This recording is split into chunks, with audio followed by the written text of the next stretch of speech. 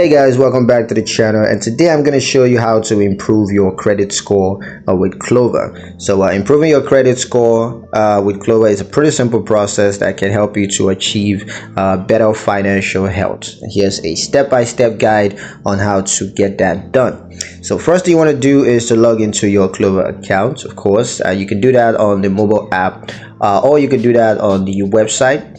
Now once you're logged into your account, you just want to click on credit score, and then you want to select improve credit score.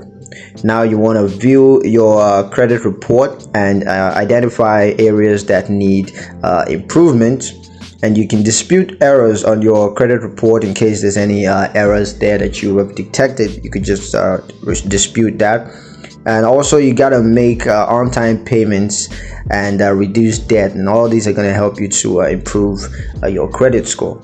So yeah, that's pretty much it on how to improve your credit score with Klover. Hope you guys liked the video. Hope you found the information useful enough. If you did, like the video, comment down below, let me know what you thought, share the video with your friends, and subscribe to the channel if you haven't done so already. And I'll see you guys in the next one. Peace.